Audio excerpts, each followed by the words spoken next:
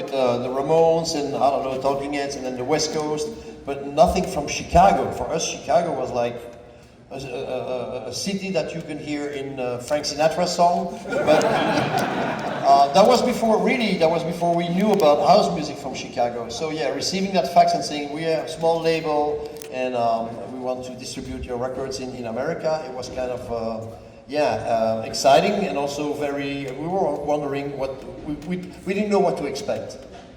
And then the airport. Oh yeah, so you get to the airport, you've got all your gear, it's not the standard drums. Like the airport doesn't know what to do with you. The airline doesn't know. Oh, you mean about the recorder? Everything was so heavy, and they're like, here's your bill, here's what it's gonna take to get you to Daniel the had to United fix States. it. It was completely broke. I saw it through the window that they dropped. We were playing back then with an 8-track recorder on which we had the sequence, and then on top of that we were playing and singing. And that 8-track recorder was kind of heavy, and I saw the guy, I saw the box going down, and then they took it fell on the floor. I'm like, and one of the 2 engine of the recorder was broken, so Daniel spent hours to fix it, But eventually it was all right, and we did the tour. When you get here and you walk into a place like Wax Tracks, where it's kids, it's people from all walks of life. It's a community. It's a scene, and you're coming from Brussels, where, from what I understand, it's very individualistic. You guys making music, just yourselves, kind of. There's a 1-person project, maybe there's a 2-person project. Were there places like Wax Tracks where you were from, where it was just kind of this counterculture free-for-all? No, we had places. What we mentioned in the documentary is that there was a scene, there were bands, but not working together. We would meet in a bar, like there was a famous bar in the early 80s called the DNA, where a musician would, I guess we have a Belgian guy here.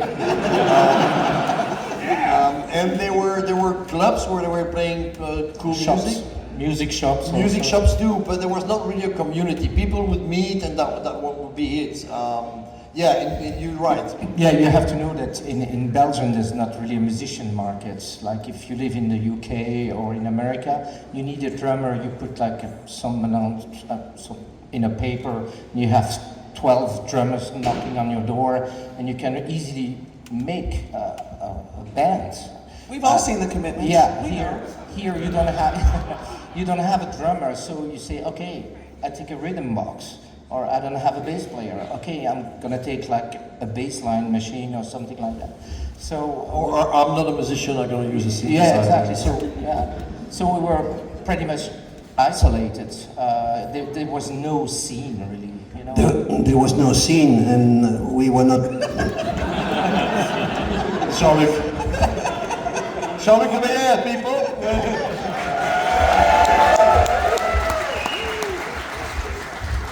There was no scene, and we were not even friends.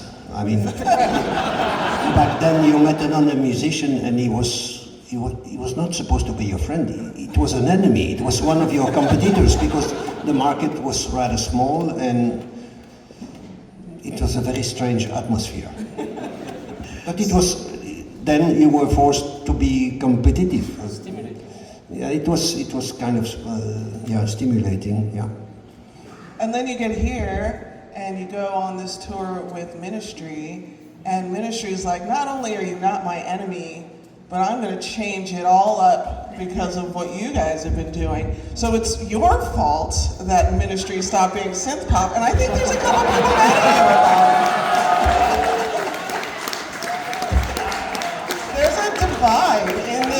In this city, in this nation, maybe? It's clearly the biggest divide our nation has as to whether or not Ministry should have stuck to more of a poppy sound, but... It was the first time that we had the chance to meet a popular, articulated, complete band. So it was an example for us, that's a great band. How does they work? Who's the boss? That was quite clear from the beginning, but it was interesting to see the way they were working, And I remember these that. days. It was they were our first example of a big band. We had a big band just working with us, who were accepted to work with us. A little later, or several years later, that would be Depeche Mode. That was another level, but that was very interesting. And when we look back at those videos, everybody looks very different than they look right now, especially Al. But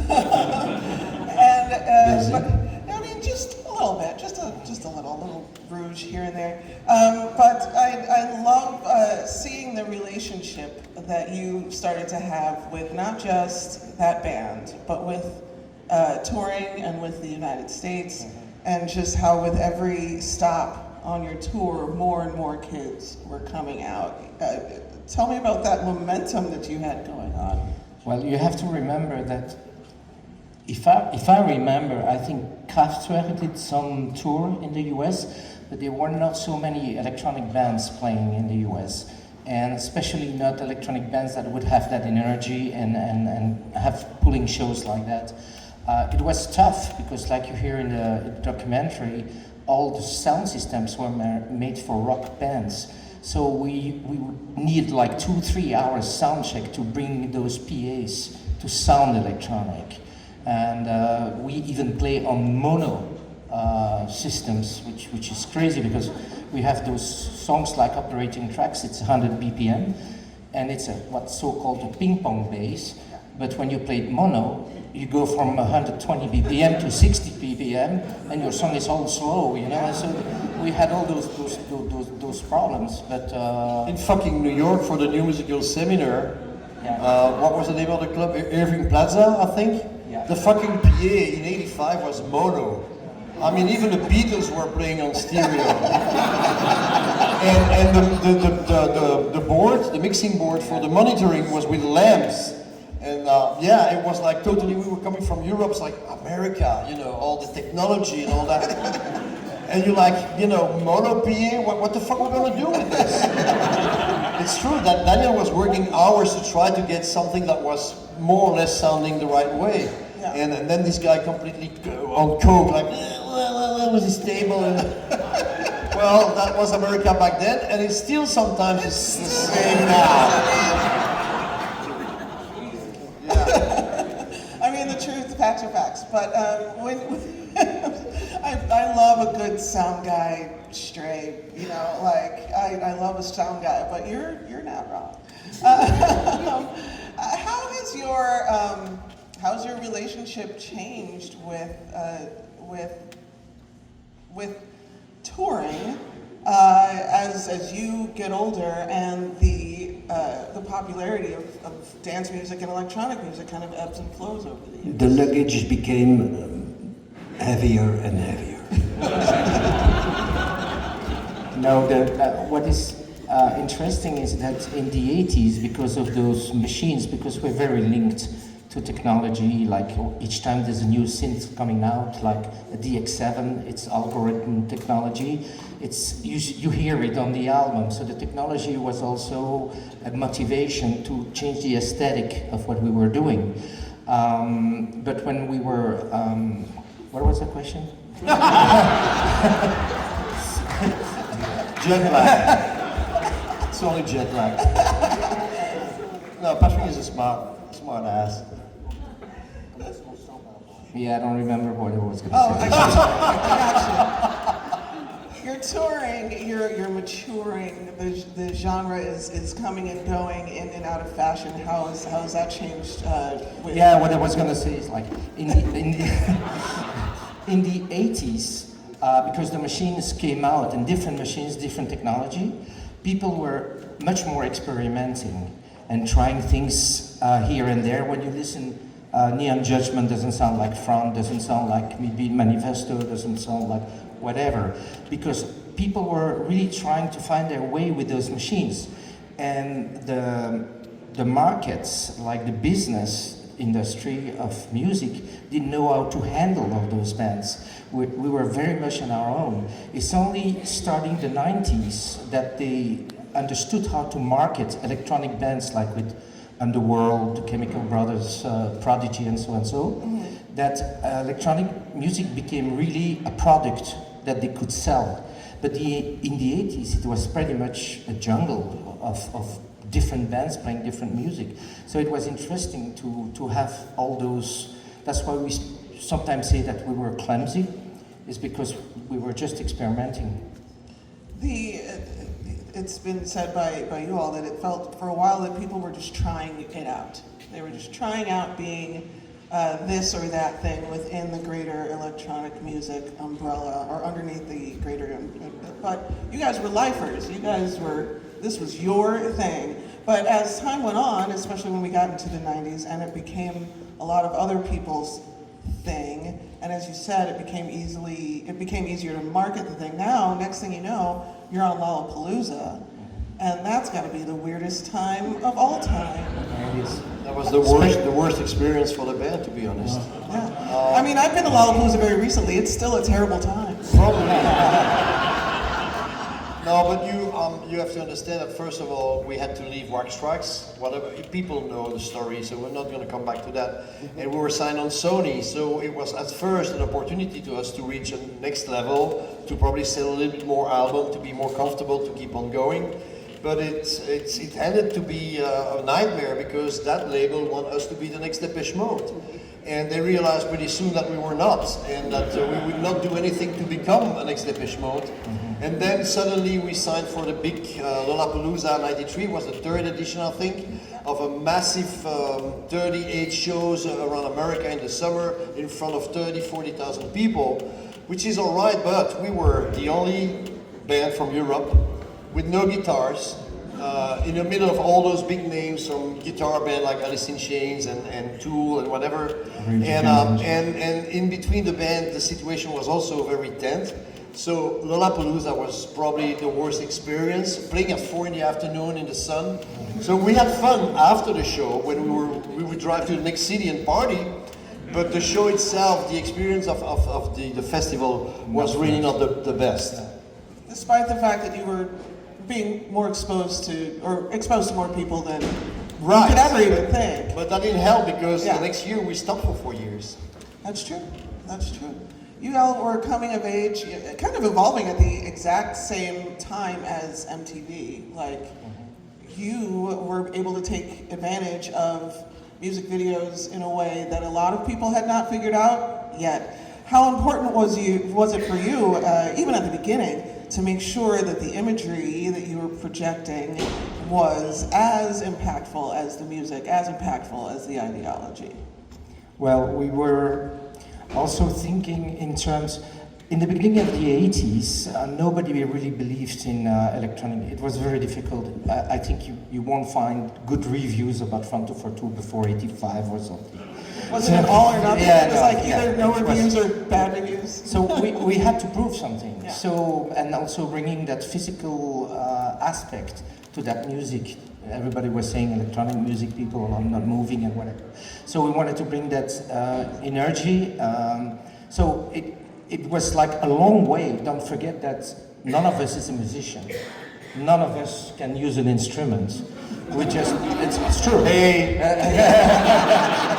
This is a confidence. I can play violin. A little. That's why we're stopping now. We realize that we're not musicians. It's better to stop. Oh, crap. Before an accident happens. Like a melody or something. But I believe we have good ears, that counts. Yeah. And we basically working by collage in a way, you know, we can do some stuff musically and so. So it's a strange evolution because in the 90s you confronted with real musicians doing electronic music. And so Front 242 wasn't that great in the 90s because we got that backlash from those musicians. So if I can answer your question about the video, can someone bring a coffee to Patrick?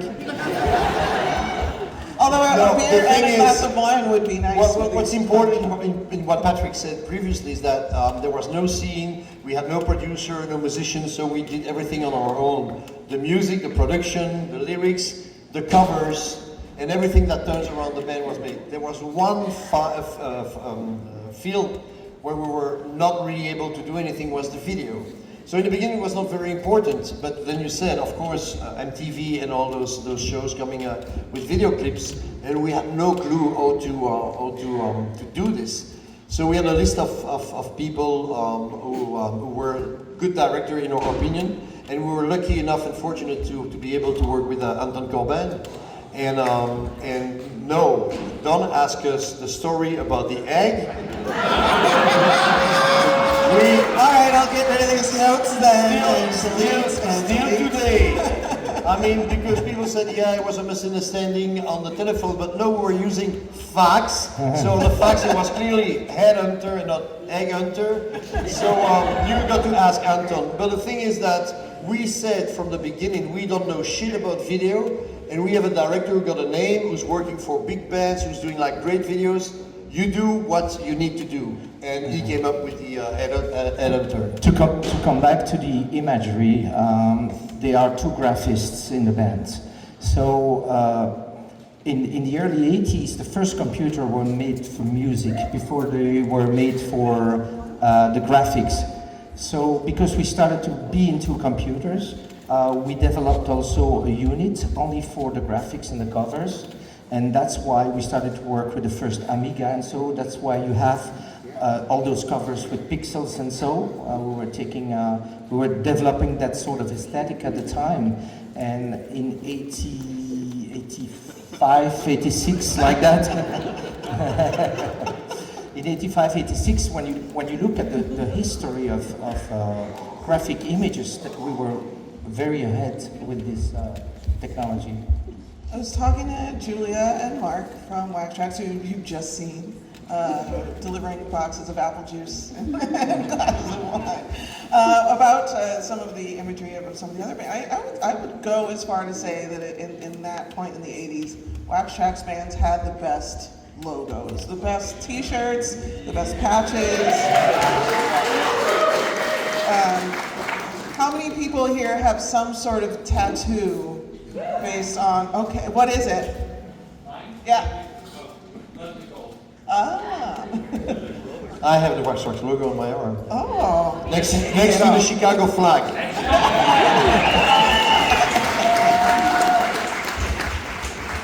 I mean, there's something to be said for you guys. KMFDM had a great, the thing going on. There's something to be said for making it known, because when you're in high school or something and you're developing your own taste in music, the shirt you decide to wear out is as loud as you can be when telling, this is who I am right now. I feel free to approach me to talk about bands. I promise I'm only a little bit weird. Tell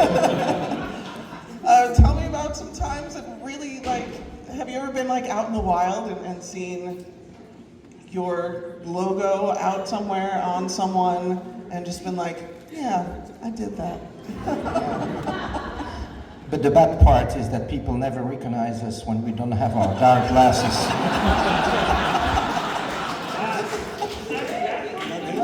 You can't just walk up to people and be like, hey! And they're like, okay, weirdo. I know that most stars or pop stars or whatever wear dark glasses not to be recognized. For us, it's the opposite. When we take off our glasses, nobody knows who we are. There's got to be some peace in that, though. I mean, who wants to be bothered all the time? I couldn't. Oh God, can you imagine? The idea that when the Rolling Stones come to Chicago, Mick Jagger's just wandering around the park or something. I'm just he's had 2 seconds to take a picture, and the rest of his day is probably pure hell. Yeah. Except for the millions and millions. That's why we never did rock and roll. That's why. That's why. I want to open up the floor to questions. I know there's a lot of very inquisitive, curious, smart, fun, attractive people here. Right here up in front. Hi, Dr. John from Toronto. Hey, Canada. Oh, Canada. So, EBM is just so hard on the body. I'm 55, my neck hurts, shoulders, back, all of us have aches and pains. I was just wondering, like, how do you guys do this? Night after night, you have an extensive schedule. You're like so physical out there. Is there anything you do to like really prepare yourselves for the longevity? And how's your We suffer. how's your leg? I'm okay now. We all did sports before, and we're helped by the strobe lights also, and that's the whole show.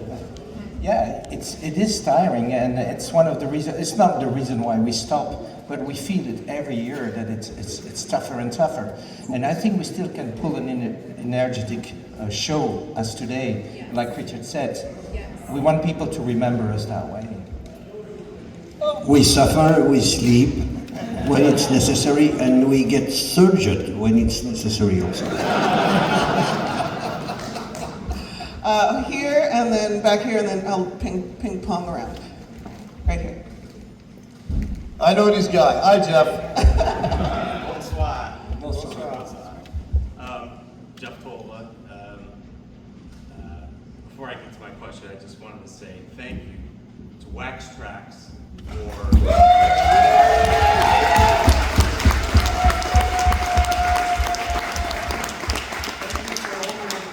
my eyes up 40 years ago, and also I want to thank merci beaucoup to all three of you. And That means thanks a lot. thank you very much for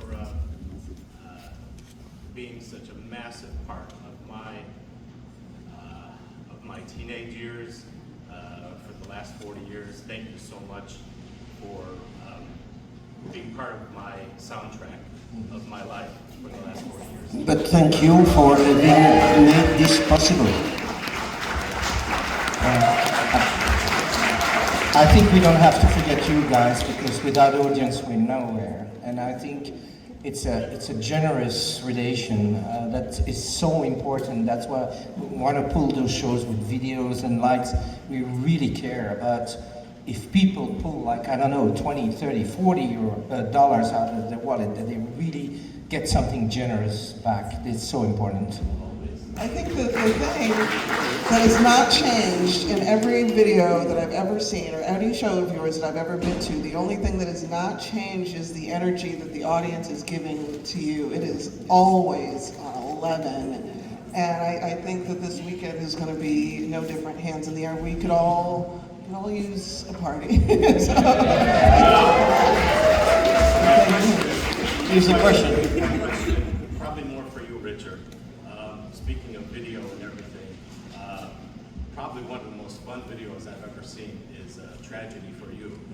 I was just hoping you could share some recollections or memories of the making of that video or how it went. Well, okay, so it's the second video with Anton Corbin, and the fact is that I was in a car with him a few months before, and I talked about the fact that I was sometimes dreaming of being an actor,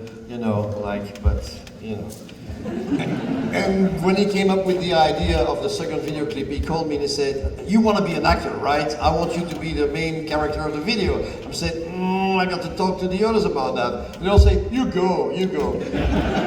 So I did. You've seen the video, and we shoot that in Spain, the south of Spain, in the summer. It was really, really, really hot.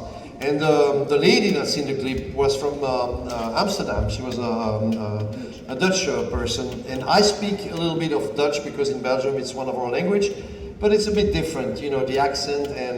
And she figured out that I was like fully bilingual, and we would find ourselves in the middle of the desert when Anton was like way back with the camera, waiting to be able to shoot. And she was talking to me all the time, and I would not understand a word of what she was saying.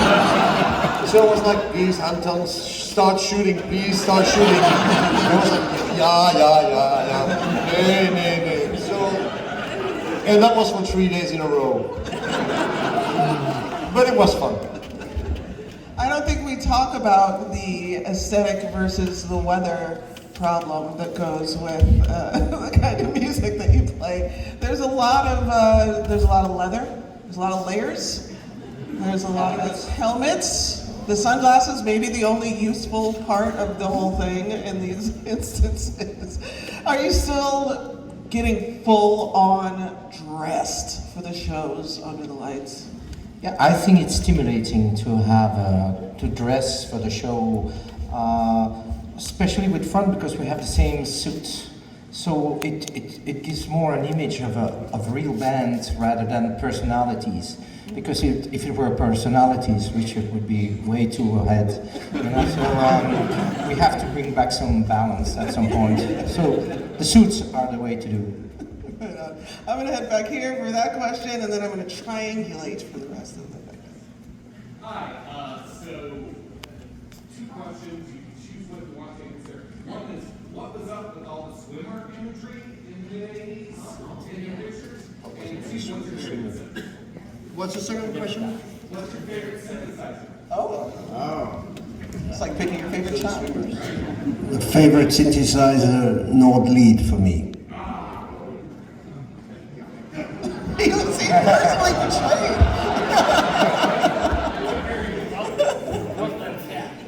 Before I forget, I think that the one that I really liked, but I don't have it, it's Daniel. It was a small synthesizer called a Gnat. The Gnat, yeah. The Gnat. It was like horrible, but the noise coming out of that was great. No, Gnat. I like the Yamaha VL1M, which is a very bizarre synthesizer, but I really like it. And speaking of the swimmers, again, sports and extreme sports or people trying to, especially on the Olympics and so, this is associated to the image with the military, for instance, because it's something extreme physically, you know. But what you should know on Tyranny is that all the pictures is only my face.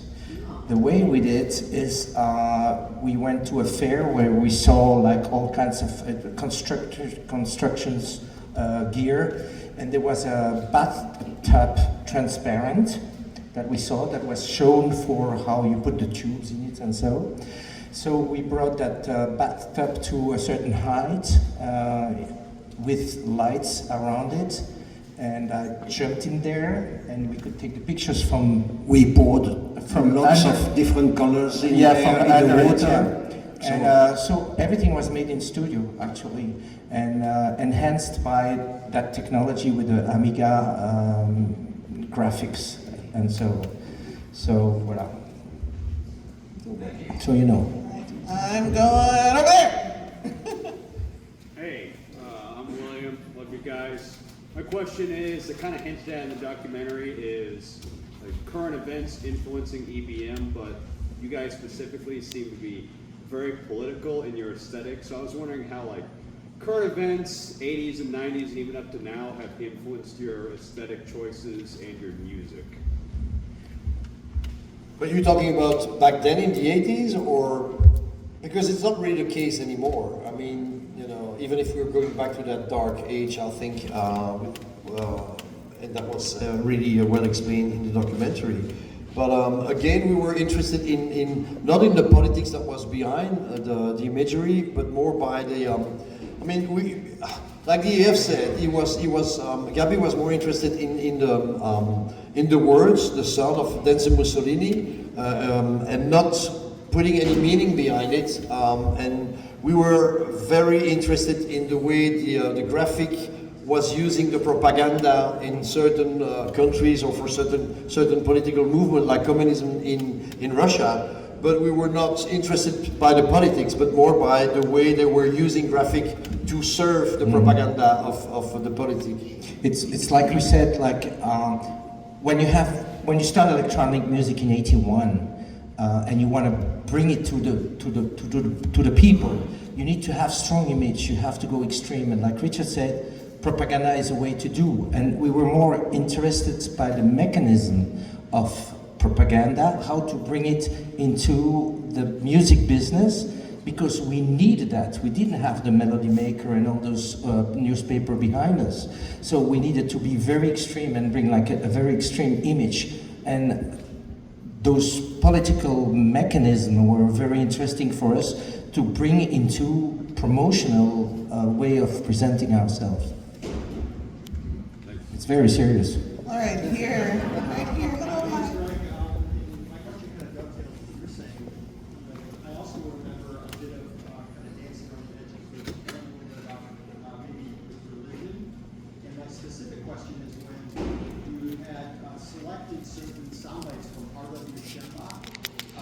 8-4, 8-4. Like, how did you get that sound? Like, where did it come from? Did you draw it to you, or how did you discover it? Because it became such a, like on the dance floor, it became a thing. You heard that pastor's voice. It was like, it just had this opposite effect of like wanting to dance in opposition to a religion trying to. Oh, there was no opposition. You know, you take it wrong. I mean, we just were using well, first of all, we record that on TV in America. When we came here the first time, we discovered that you guys had a channel for the weather. 24 hours weather channel. We're like, okay. It's kind of the best thing we do. And then you had channels with Christianity 24 hours. And we were like mesmerized.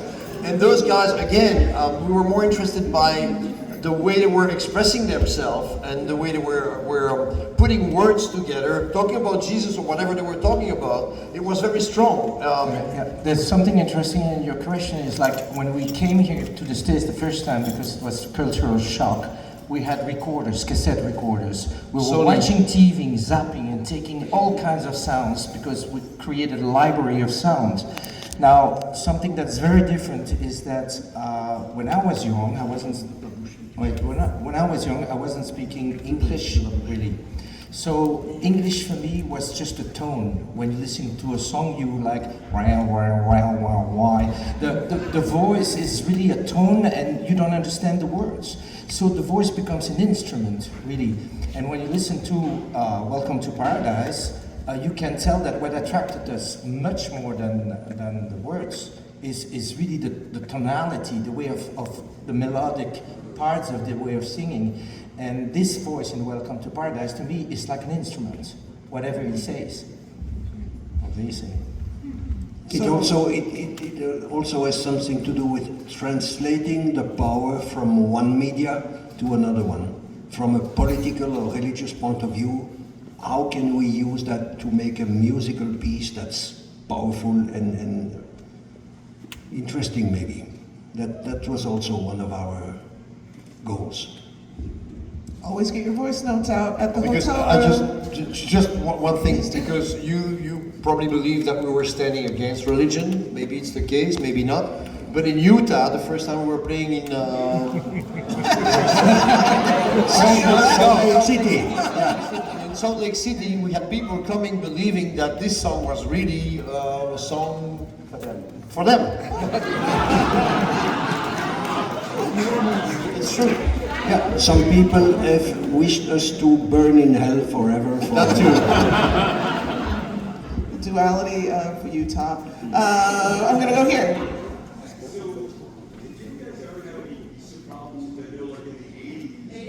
Some bands that didn't get to tour, or they got some members weren't able to play because it was like kind of the Reagan American. Yes, we had that in the south of France.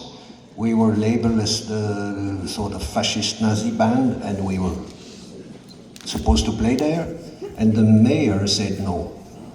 They were afraid of having skinheads or extreme right, which is funny because that city ever since now is a really right city. It's a right-wing city.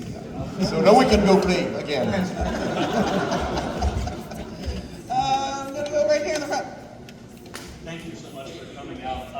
So in the documentary, a movement like Dada was evoked, and I was just curious because I've noticed, both in an optical sense and in an auditory sense, there seems to be a real spirit or ethos of the early 20th century avant-garde movements like Constructivism, Suprematism, Malevich, Sitsky.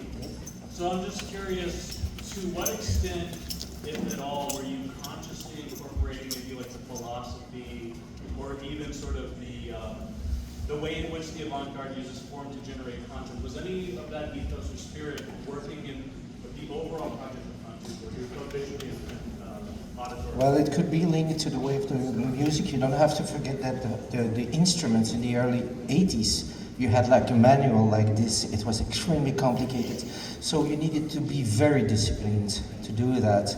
And that disciplinary way of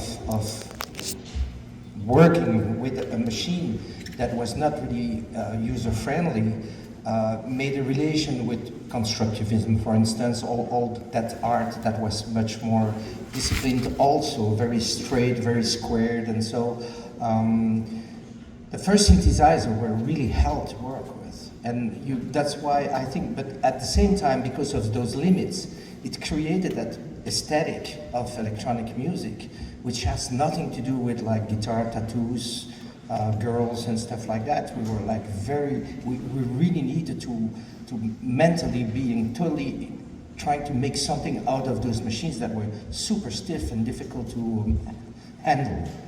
It's when you build a song, you have a screen, you have blocks that you can move, replicate. That's architecture. Visually, it's absolutely obvious. Yeah, art. I'm gonna go right here. Hello. First of all, what you were doing was my first concert ever in my whole life. But I was not at Medusa's. Are your ears okay? But I always suspected you were a movie users. I was too back in those days. But I'm curious, did you ever use the Amiga to create any music or just for graphics? Non, on utilisait l'Amiga pour les deux. Hein. Il demande si on utilisait l'Amiga uniquement pour faire le graphisme. No, we used it for the music also, but we worked on Atari, on Commodore. We went through the whole history of those machines, because that was exciting. Steinberg. All right, back here. Hi. First of all, I want to say, I think a lot of people aren't here that were in that concert because it was kind of a hard scene. I don't know that many are still alive. Oh, jeez. They're gone. Is that what you're I was just saying? gonna say maybe they couldn't get a sitter or something. So they're gone. Is that what you're saying? Okay. We're still there. And second of all, I wanted to say, I hear you guys always saying you're not musicians, but I've always thought you were sound designers, which is in fact a type of musician. So I feel like every time you say that, I'm like, I've been listening to your music. I feel like you're musicians, ever since I was. Okay, it's a way. We are not musicians. Oh, sorry. You're not open. I understand what you're saying. I just feel like it does you a little disservice because I feel like what you do is sound design and it's so important for music and what has happened since then, right? Right, but we always say we were non-musicians. Of course, we create music in a way, maybe a bit different than others, especially 40 years ago. But we never learned music. We cannot write or read music. As Patrick said, it's all the ear. And as Jean-Luc said, we were more like architects, and we would not compose but construct music as an architect. And the same with the mixing. Mixing would take. We're not producers. We were not. I mean, we are now, but we had to learn everything by ourselves.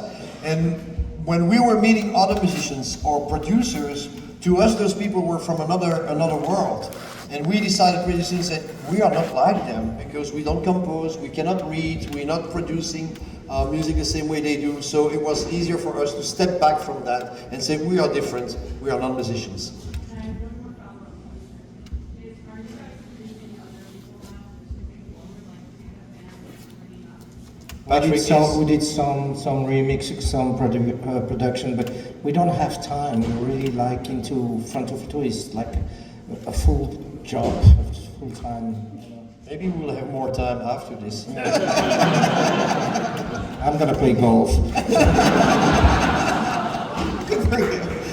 we may learn to be musicians, maybe. I personally, I have joined a singing choir in my community, and I'm going to learn how to become a good singer. It's never too late, guys. Just in time for Amen. Christmas. Green hat here. That was perfect because I wanted to know what your plans for retirement are, what your bucket list includes, needlepoint, dark To be honest, I have no plan to produce or to do any more music. Maybe we're gonna try to finish the songs we're working on after the tour in February, March, and who knows? It's in the pipeline, so you know we give it a try. But I have a bucket list. I want to travel. I want to learn Italian. I want to scuba dive more. I want to cook. You know. How about you? And listen to the 2,000 records I bought during the pandemic. Oh, so much in common. I have ahead of me, I hope, a nice career as a tour guide in a German city that I love a lot. I've been practicing that job for 9 years now, but I want to do it. I want to keep on doing that until the end of my life because it's the best job that I ever had. You know who doesn't get to be a tour guide? Mick Jagger. He can't do it. He doesn't know where anything is. People drive him everywhere. I want to travel far away and dive. Also, I'm also a diver. Discover nature, very important to me. But also doing music for myself, which I never really had time to. Eventually come back to Chicago and have a good hot dog. Oh my gosh! What are you doing there? With no ketchup, right? All right, now you're pandering. Okay. Now we've got to wrap this up so we can get on with the night. We can hear some more music. We will give you guys a chance to buy some merch and take in this whole thing. But this is a really good place for me to ask. Did you ever think that, you know, towards the end of this career, there'd be a museum about you? That there'd be a warehouse full of Chicagoans? Never. Jean-Luc told me a week ago, or 2 weeks ago in Germany, I have to tell that. I mean, sometimes it's becoming a bit emotional to see all those people clapping at the end of the show, knowing that this is the last time you're playing in that city. Sometimes a little bit less, but that night for me was like a bit emotional. And I went to Jean-Luc and said, "Did you feel that?" And he said, "That was an accident from day one. It's still an accident for me. I don't understand." No, that's true. I have always thought during our entire career, in 3 months we are history. So we had to do it. We were probably, if there is something like destiny, we were born to make these songs together and make this career together. But nothing was ever granted, and it's time to stop because we all feel that, and it's the right moment to do it. And thank you all for being here. We are here. We'll see you this weekend. If you need anything from the Metro, just give a little text. We'll close it out with this one last question because there's a pretty girl pointing at you, and that's a flex. Thank you. Number one, thank you for being here. Thank you for always choosing Chicago. What is your favorite Chicago memory? We have a lot, but of course, just one. Again, it's 40 years we're touring the States now. We started in '84 September. I will never forget, and you mentioned it, seeing Jim and Danny at the airport at O'Hare, welcoming us like you have no idea. So I will never forget that image. Yeah. And long live to Jim and Danny. Yeah.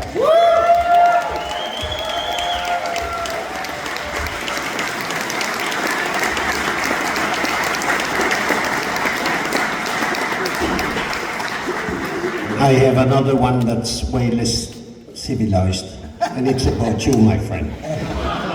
First show in Medusas. Sound check. Patrick had a microphone.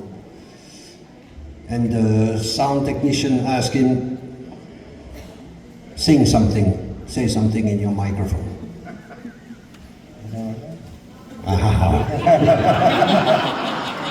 He starts singing, because he's a funny guy, a song by the Doors.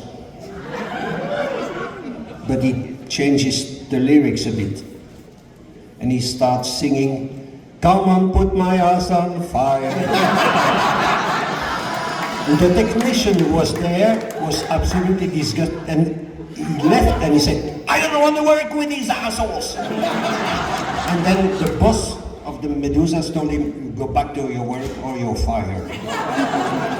That is my best memory. And Patrick still got his ass on fire. For me, it's not really a funny souvenir. It's more of a creepy one. It's the first time I entered Jim and Danny's apartment. You have to imagine it's really a David Lynch atmosphere in there. It's quite scary. It's got an aquarium with piranhas, with a moray eel, and it was really, even the gas, you know, the gas has an odor in the States that has nothing to do with the one in Europe. So I felt so insecure in that place, and that's really a trauma that I still carry as today. But that place was like a clubhouse, wasn't it? Like, we were sleeping together in one room, and it would go like all night. We don't know those guys. Maybe, I mean, they were welcoming at the airport, but maybe that was a trick. They may come and kill us. We don't know who they are. And then we say, Patrick, we got to sleep. You know, we have a show coming. We got to sleep. And so we fall asleep, and then we hear. But some of you heard that in the documentary, I guess. It goes like. Patrick, like a sound. Did you hear that? I said no. Okay, go back to sleep. I heard it. That's a fucking snake. Those guys. It's a rattlesnake in one of the drawers. I mean, they got piranhas, they got all that shit. They have a snake somewhere. And actually, it was just the alarm. And in the 80s, early 80s, Patrick, 84, the numbers were changing and going like. That was a snake. No snake, Jim. Well, before you leave, you should know that every Chicago apartment comes with piranhas. You sign a lease, you get a piranha. In theirs, there was a Moray eel. It was quite horrible. I slept just under it, and in the first morning when I woke up, there was a very strange smell in the air. I don't know how we did that, but it had jumped from the aquarium. It was under my pillow. I put it back in the aquarium. But it was dead. No, it was still alive. I swear that's absolutely the truth. I feel like that's as good a place to end this as any. Thank you so much, Before we go, I know you're getting away, but I don't know where Mark and Julia, I see Julia there, I don't know where Mark is.